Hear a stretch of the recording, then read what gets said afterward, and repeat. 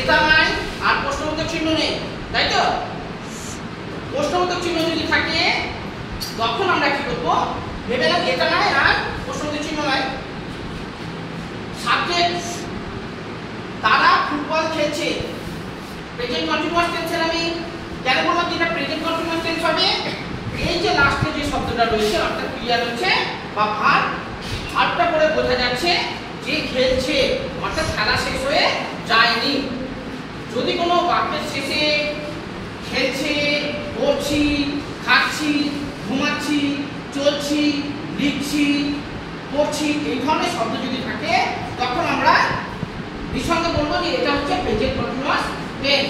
দেখো অর্থাৎ কাজটা শেষ হয়ে যায়নি, বাক্যটা পড়ে যখন তুমি বুঝতে পারবে বা শেষে দেখবে যে লিখছি, পড়ছি, খাচ্ছি, চলছি, ঘুমাচ্ছি, মারামারি করছি এই ধরনের শব্দ যদি থাকে তাহলে বুঝবে প্রেজেন্ট কন্টিনিউয়াস টেন্সে রয়েছে বাক্যটা।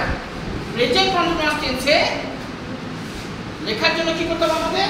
এর আগে আমি তোমাদের বলেছিলাম একটা ফর্মুলা বলেছিলাম, প্রথমে সাবজেক্ট বসাবো, তারপরে বিভাগ, তারপরে ভার্বের পাশে আইএনজি, তারপরে অবজেক্ট, অর্থাৎ এই ফর্মুলা অনুযায়ী কিন্তু আমরা করব।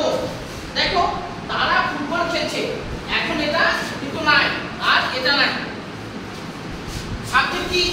সাবজেক্ট হচ্ছে তারা, যে মানে তারা। বিভাগ কি বসবে? আর বসবে, আর বসিয়েছি। তারপরে হচ্ছে ভার্বের সাথে আইএনজি, খেলছে, প্লেইং। তারপর অবজেক্ট, লাস্টে হচ্ছে আমাদের অবজেক্ট ফুটবল। বোঝা গেছে? দে আর প্লেইং ফুটবল। দিয়া কোনো অসুবিধা? মাটি দিয়া অসুবিধা নেই তো? এবার দেখো,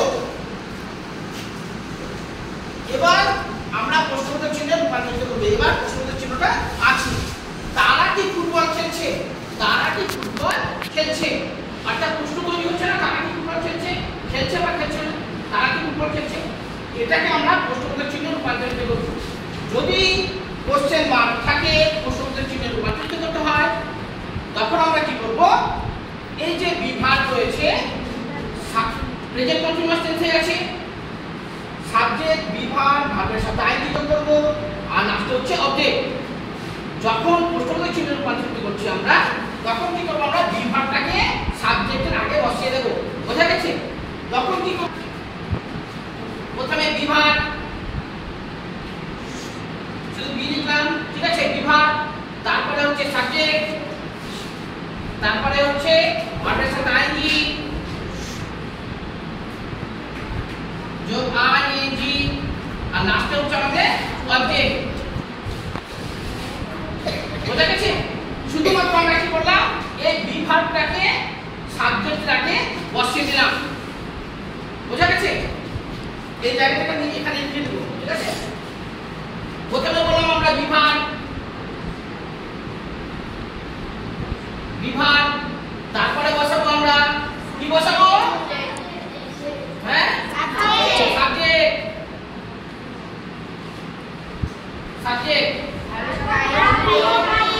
হ্যাঁ, হ্যাঁ, ভার্বের সাথে আইএনজি যোগ আইএনজি, আর লাস্টে অবজেক্ট, অবজেক্ট, ভার্বের সাথে আইএনজি, লাস্টে হচ্ছে অবজেক্ট। তাহলে এটাকে আমরা প্রশ্নবোধকে রূপান্তরিত করি। তারা কি ফুটবল খেলছে? তাহলে এটা দেখো প্রশ্নবোধক চিহ্ন আছে না? তাহলে কি লিখবো আমরা প্রথমে? আর হ্যাঁ, PLAY RNG, প্লেইং ফুটবল।